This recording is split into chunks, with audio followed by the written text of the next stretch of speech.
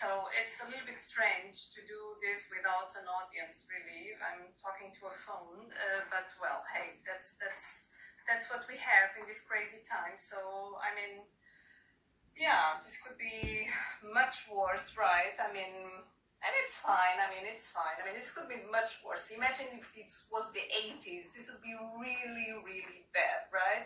Because we would only have, like, the books that we have at home, the music that we have at home, and we could not have anything else because there was no digital opportunities to get information, entertainment, whatever. And today, well, if you're gonna have like a situation like this, okay, thanks. If you're gonna have a situation like this, then it's better to have it today, right? Because today you have access to everything, so it's great. And imagine if I was doing this, in the 80s, this would be really bad. Imagine I would have to go to my garden or to my balcony, and I would be, screaming to everyone with a megaphone, "Hey, guys, I'm starting here." And, hey, I'm a Portuguese living in Germany. I mean, what would happen here? I mean, probably the neighborhood would start screaming, "Hey, you idiot! You're in Germany. There are rules here. Stop screaming." And I know there are rules in Germany. I know. I'm very aware of that, really. I mean, I have my neighbor, let's call him Fritz, because, it's like data protection. I don't want to call him by his name. Oh, man. This is the most German person that I ever met. Really. I mean, totally. I mean, he's really, really, really German.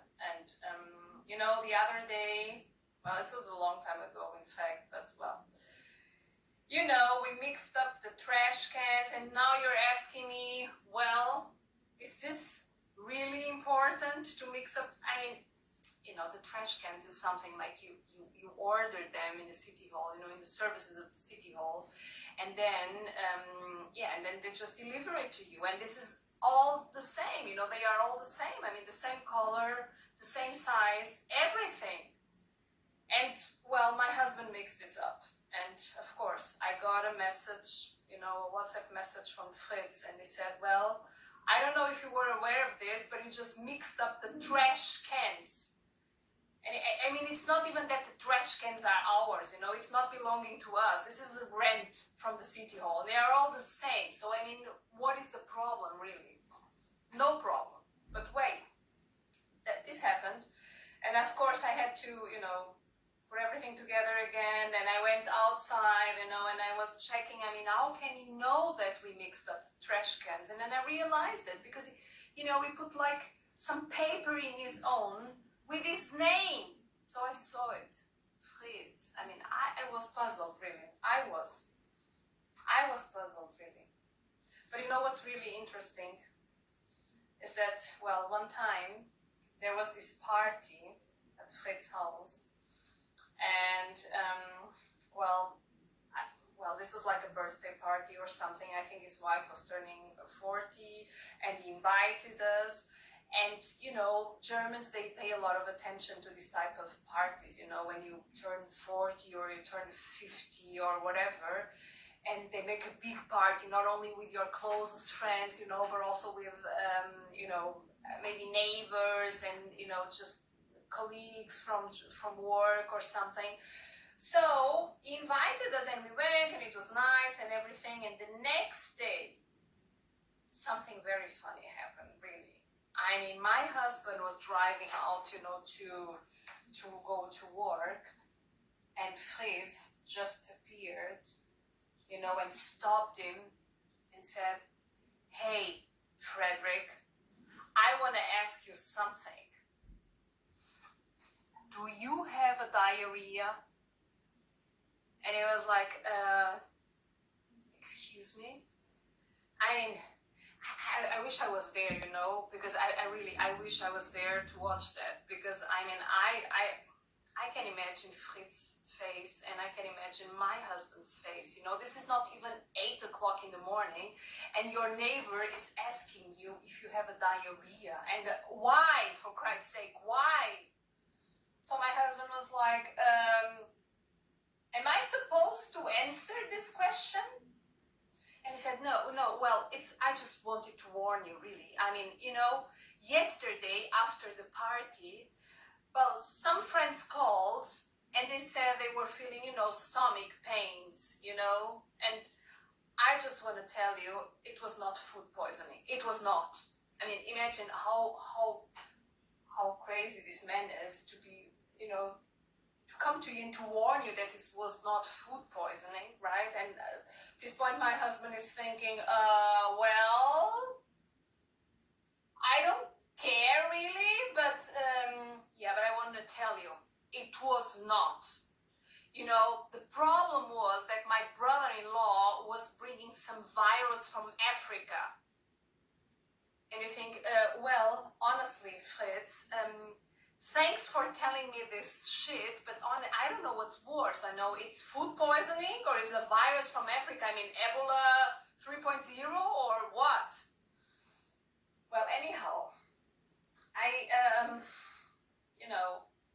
this is Fritz, he feels the need to just, let you know and to be right and do things right in the right way and all this. But, talking about food, I mean, not food poisoning necessarily, but food. And, it's only me, or are you also eating a lot these days? I mean, you are in quarantine, right? I mean, we eat a lot, right? I mean, I have the feeling I just gained weight, really. I did. I put some weight. I mean, I definitely did, really.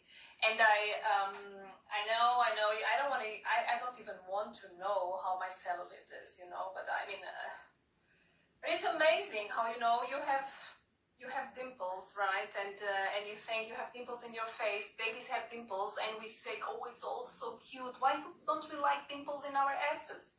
Really? I mean, all dimples should have the same rights, don't you think? I think. Really, stop racism. I mean, all dimples the same rights. And next time you look in the mirror and you say, oh my God, I have, doesn't look like good. I mean, just think you have a laughing ass. Really. That's what you have. A laughing ass. And thinking about laughing ass, I just remember Boris Johnson. Oh, yes. Oh my God. I want to erase this image from my head. Really, I do. I do. I don't want to. But Boris Johnson, he just came out of the hospital, right? I mean, he was okay. And he just came out of the hospital and, and he just thanked, two special nurses that, were side by side during these 48 hours that were so important to him. And, one of these nurses was from New Zealand and another nurse was from Portugal. And can you imagine what happened? Our president, so the Portuguese president of the Republic of Portugal, right, just called this nurse to thank him for taking care of Boris Johnson. And this was really fast, this was really, the guy came out of the hospital, he made this announcement, and the next moment, boom, our president was calling him. And it just made me wonder, the president is already known for, calling just a huge number of people, just, I don't know, politicians, football players, now nurses, and whoever. I just wonder, I mean, does the man wants, to thank or to be present, or he just likes, maybe just likes to make phone calls, Who knows? And I just wondered, maybe these telecommunication companies could, just give him a bunch of numbers so that he can call the entire day. I don't know. I wonder. I mean, just give him. And really, can you imagine? I mean, this nurse, when he answered the phone, because this was really fast. So, I mean, probably this guy really thought, I mean, this is a prank. It can only be a prank, really. And you go to the phone and on the other side it says, hey, Luis, this is the president. This is your president. I just want to thank you for taking care of Boris Johnson. I mean, if I was Luis, I was thinking, hey, guy, who are you? I mean, is this Paulo? I mean, is this my mate? Probably. You really sound like Marcelo, I mean, the president, but you cannot believe it's true, right? I mean, not really. So you think it's a prank? I mean, it has to be, right? But you know what's funny? Our president, it just released the information that is gonna release some prisoners, right? Some people that are in jail, during the quarantine and all this, just for healthy reasons. But of course, he wants us to reassure the Portuguese people that he's not releasing any, criminal that, has done really something bad. So he released a list of things that prisoners, type of crimes that will not be under this pardon that he's giving, right? So imagine crime of murder, crime against personal freedom or sexual freedom, any type of sexual crime or child abuse, domestic violence, offense to serious or qualified physical integrity, theft with violence, crime against cultural identity and personal integrity, incendiary crimes, namely forest fire, traffic of drugs, criminal association, money laundering, corruption, crime while holding a political or high public office position. And I wonder, exactly how many people are being let out? Because really, and why did these people went to jail first place? I mean, really, what? Did this person, rob the bread in a restaurant or something? And it's safe without violence. So probably this person robbed something and just said, hey, excuse me, I'm just gonna rob this, okay? I hope you don't mind, but I'm gonna rob it, yeah? I mean, what is this? I mean, you don't understand this, right? You don't. But hey, I'm very curious about it. I really want to know how many people are coming out, really, really. But these times are really difficult. I hope you have some wine too and, can drink while you're listening to me. These times are so difficult, I have so many friends are calling and saying, oh, you know what, I cannot anymore. My husband is so annoying, my wife is annoying, my girlfriend, my boyfriend, whatever. It's really, the quarantine is so difficult. I mean, really, I wonder, is it the quarantine or is it the years before the quarantine? Because, after 10 years of relationship, everything is going a little bit, somehow strange, right? I must confess, I'm really, really, really being honest here, but for some months, really, way before the quarantine, I was looking at my husband in the bathtub, he was lying there, totally relaxed, doing nothing. I was wondering, really, honestly, look at him there. Look how he looks there, really. I looked at the bathtub. I looked at the hair dryer. I looked at the bathtub.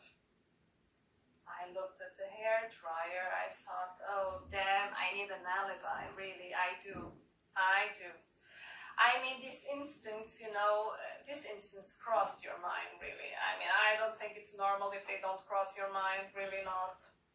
And I don't mean to be sexist, really, I don't. Because I think men think exactly the same. I think so. After 10 years of relationship, you just want to kill your wife, really, right? Really. But it's normal. I think it's love with, some bonus. It's like love with some murder instincts on top. It's okay. It's just, it's bonus. Right, yeah. And for women, I think this is a little bit more complicated because we are so bombed with, these fairy tales, stupid books, these things, musics and films, and it's always, the Prince Charming, and we dream, with a man that is like a Ferrari, right? And in the end, you get a Volkswagen with too much gas emissions, and then you cannot cope with it. Absolutely. And look at the fairy tales. They are totally stupid. If you think Sleeping Beauty, right? The woman was sleeping for 100 years. 100 years. What's happening? Prince Charming is arriving, right? And what does he do? He proposes. Is this normal? I don't think this is normal. This gives us the wrong wrong impression. A normal man would come there and say, hey, Sleeping Beauty, it's great that you are awake now, but please wash your teeth. I mean, your breath is horrible. I mean, you were sleeping for 100 years, for crying out loud, right? It's ridiculous. But no, I mean, it's too much, right? I mean, she was, and I know in all this Sleeping Beauty shit, I'm always wondering, right? She was 15 when she started, when she fell asleep, and she slept over 100 years. So, I mean, was she 15 or was she 115 when the prince married her? I mean, either way, this guy was a pervert, right? I mean, either she was too young or she was too old, right? Definitely. So, I don't know. I think, these fairy tales don't help, right? And then we have too much expectations on every man, actually. And these times are really crazy for imagining in hospitals, right? I mean, people giving birth, and it's already, let's face it, it's already horrible, right? I mean, you are in the hospital, right? I mean, you are in this, the birth itself, it's not so difficult, right? But I mean, the afterbirth, it's really difficult, right? I mean, let's face it, you have pain everywhere. I mean, you breastfeed, you have pain everywhere here, below, it's like a battlefield.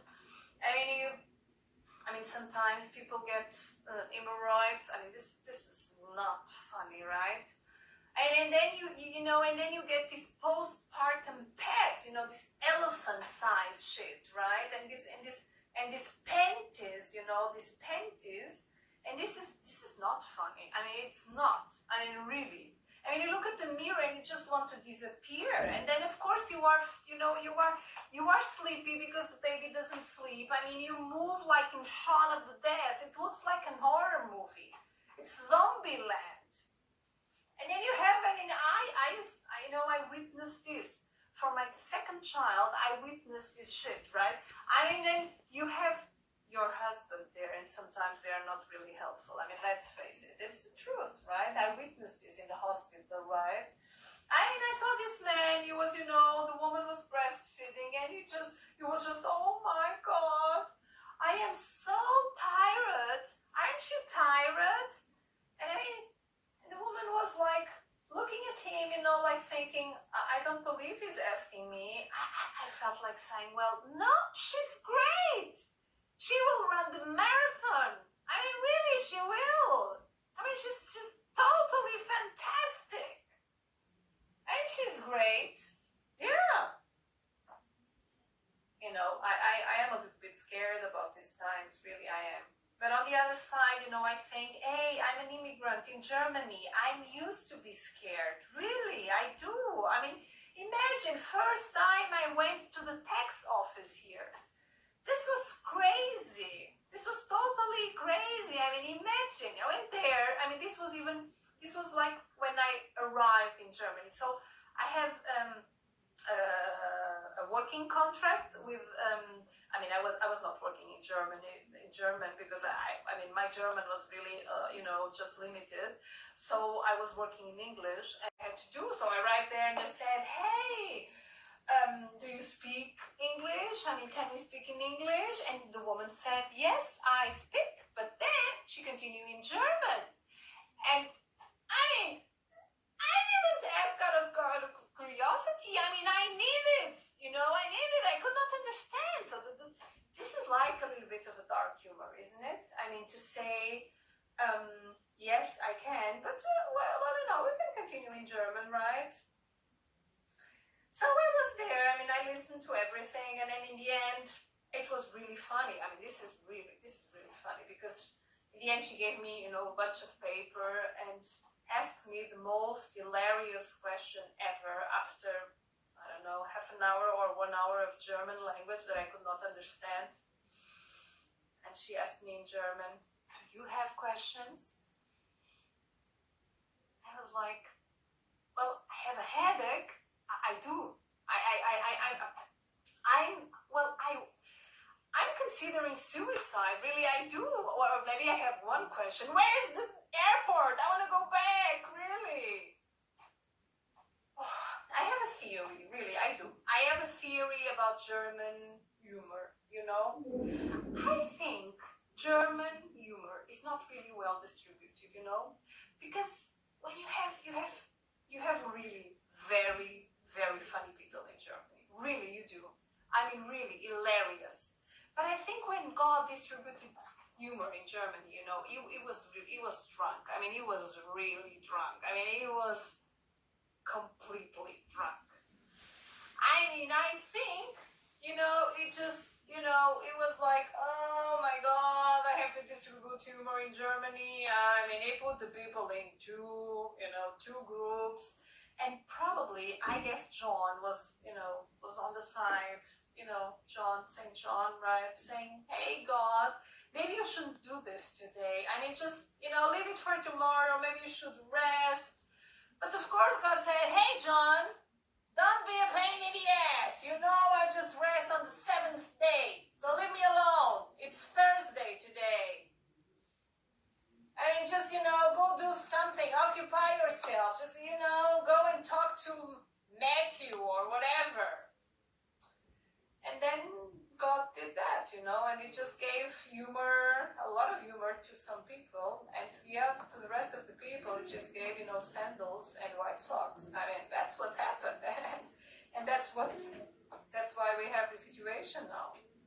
And probably that's the reason, you know, how the gospel started, right? Because then Marcos and Luke were also in this group, you know, and they started writing the gospels, I guess. But, you know, I almost have a near-death experience and in Germany. So, I mean, I tasted horseradish before I knew what it was. I mean, really. And this was not good, really. I mean, this was not good. I mean, I was almost dying, right? I mean, I didn't know what it was. I mean, you know, in South Europe, you don't really use that much. I mean, I don't even think he used it anyway. So I was taking that. I mean, this is called Meerrettich in German, right? And I know I went to, I mean, this was even before I was in Germany. So I went to a restaurant with my boyfriend. I mean, you know, we just visited, you know, we want to, well, show me around because I didn't know Germany so well. So I was serving myself and suddenly, I mean, I realized I was in a cartoon because I just ate too much of that shit, you know. I'm pretty sure that I lost a kidney during this process, right? Because everybody was blasting on my head. And really, I had the feeling that food that I ate in 95 was coming out of my nose. I mean, really, this was really, yeah. And you know, the funniest part is that, you know, you are in this restaurant and then you are almost, it looks like you're dying. And then, you know, you see the waitress and she's looking at you and saying, oh, are you okay? I mean, what kind of a question is that? No, I'm not okay. I'm dying here. And it's so normal that people ask this crazy question, right? I mean, it's really, I mean, can you realize, I mean, the other day, I mean, before the quarantine, right? I mean, I was going through the street and I saw a person just coming in a bike and, you know, it just fell. And the man was totally, you know, full of blood and everything. And I mean, a woman came and she was like, are you okay? I mean, no, he's not okay. He's fucked up. Look at him. I wonder, was this shit also like this in the Middle Age? You know, guillotine times. Imagine, I mean, you know, you're there and you see there Paul, you know, in the guillotine. And then, you know, and you say, oh my God, where did he go? Then you say, oh, Paul, are you okay? I know, it's a little macabre, right? But I find it funny somehow, a little bit dark humor, right? You know, I'm so, you know, I'm the kind of person, if I take accents, you know, very, very fast somehow. You know, if I go to England, I I arrived, I came back like a little bit posh, like, yeah, very British and so. And then if I'm in the United States, I really a much more American accent, right? But imagine I'm in Germany for 14 years and I still sound French. Everybody thinks I'm French. We know what this means, right? This is a nightmare because we know that French people don't really sound that nice, right? I love how they talk and everything is funny. I'm not laughing about them, I'm laughing with them, but it's not really a strength of French people, right? To really sound properly in another language. Let's face it. So, but it's crazy because, I just do some calls or whatever, and then when people that don't know me just say, hey, au revoir, or are you coming from France, or whatever. It's crazy.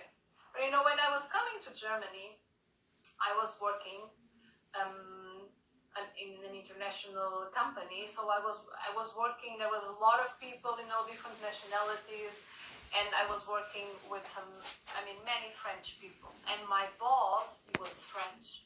But you have to imagine him like this. Imagine the most French people that really with this accent and all that, right? And multiply this, by 500 times. And then you get this guy. This was the guy that was my boss. And this guy was so French that I could not understand shit of what he was saying in English. I even tried to talk to him in French because it was probably, although my French was really not, at that moment it was a little bit rusty, but it was probably better to understand him rather than his English. But anyhow, we were speaking in English and I had to understand him, but it was really funny, because I was not really understanding all the time. And one day, the secretary was saying, well, I don't know what your boss wants. He says that he has a problem with the balls. I was like, I don't want to know. Take me out of this conversation. Excuse me, too much information. But it turns out it was not the balls, it was the boards. Can you imagine? This really... And he was really, he was convinced that he just had a French accent when he was speaking German and not when he was speaking English. So he was turning to me and he was saying, Salome, I go to the baker and I ask for bread and, they ask me if I'm from France. I don't understand. I must have a very, very strong accent when I speak German. I had to break him the news, I had to say, hey, honestly, Pascal, he was not called Pascal, but it's a data protection. You have a very strong accent when you speak anything. Even when you don't speak, you really sound French, even when you don't speak, really. You breathe in French, really, you do. I'm pretty sure that you snore in French, really, with a lot of style, probably. Oh la la. Really. And, yeah. I thought my English was good, but one day I was really disappointed, really. I was in this meeting with this English guy, and he was telling, well, you speak pretty well English. You speak very well. I can notice that you're not native speaker because, you don't sound English, you don't sound American, but you really sound good. So where are you from? And I was saying, well, I'm from Portugal. And he said, yeah, that's right. You sound like Mourinho. I was like, excuse me? Is this supposed to be a compliment to me? I sound like Mourinho when I speak English? Okay, that's not so funny, right? That's not. But this is a true story. In fact, everything that I tell, it's true stories, really. 95% of what I tell is true stories. The rest, 5%, my husband is convinced is the story with the hairdryer. You should continue to think that way, right? I don't need to break in the news, right? Really, but when you live in Germany, you know what's annoying? When you are a Portuguese person living in Germany, annoying is that everybody treats you like if you were Spanish, really. I mean, the other day, can you imagine? I mean, it's unbelievable. I received the mail from our personal resources, human resources. I mean, these guys know that I am Portuguese, right? So they send me a mail, complete mail for my birthday in Spanish. And I thought the person that wrote this mail, I mean, I thought they could speak Spanish, right? Because, I mean, he wrote everything in Spanish. It's fine. It's okay. I thought he knew, okay, well, they can understand. So, but then I realized, well, it didn't.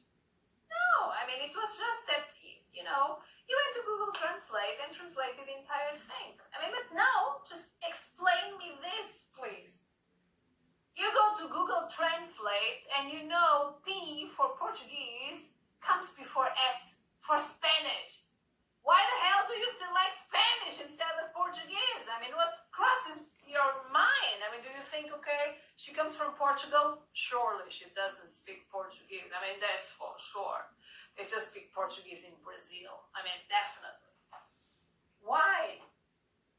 I don't understand. I mean, it's especially because, it's like this. I mean, we Portuguese, we have a relationship, love-hate with Spanish. I mean, we love them, really. I mean, they are our brothers, as we call them and all that. But, I mean, we were fighting them for so long. I mean, we exist because our first king, really fought his mother against his mother, to really make us, independent. So can you imagine? I mean, this guy, the first king of Portugal, was only 14 when he decided that we should be independent, just like that. And imagine, sometimes we, mothers of teenagers, we think we have problems. I mean, we don't have problems. We have really, this woman had a problem. Right? I mean, imagine, and suddenly you start,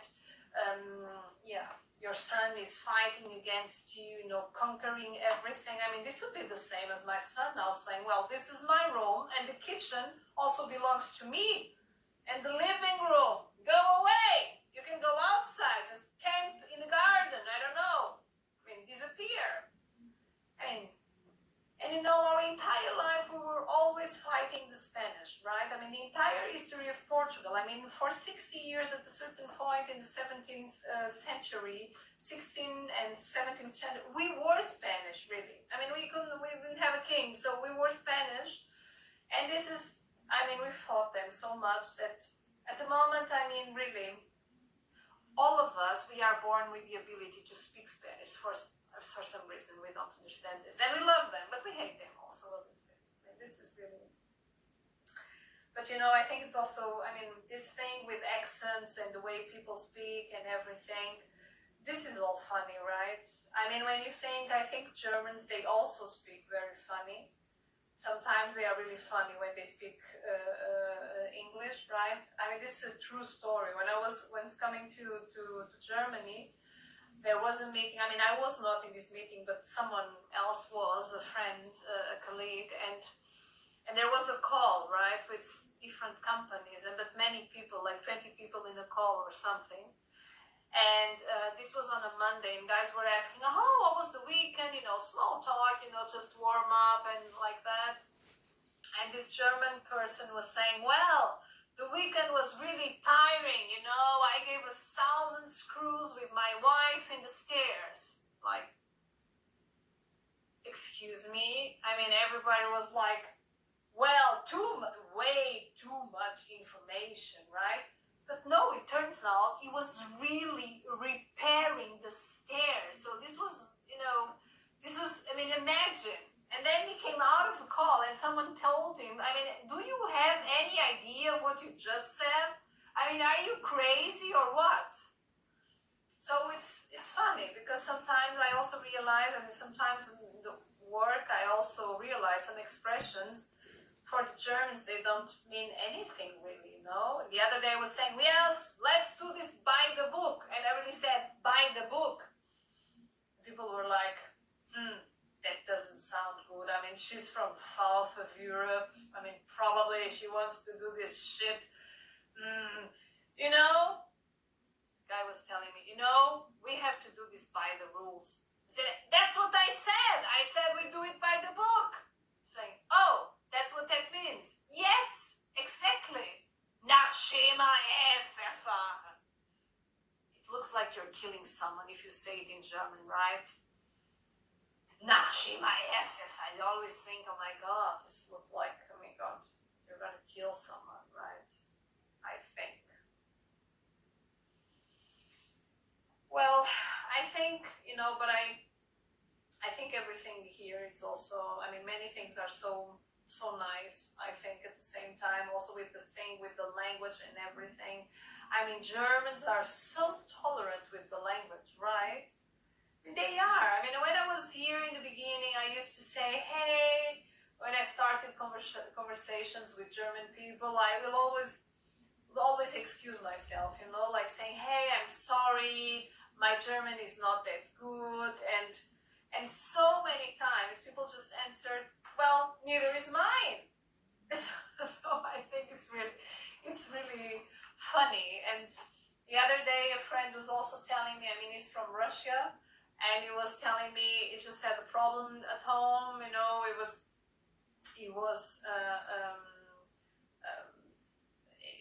He called like a person to repair. He had an electric problem, and he called a person to repair the problem, at his house, and he was explaining. This person was German, and he was explaining.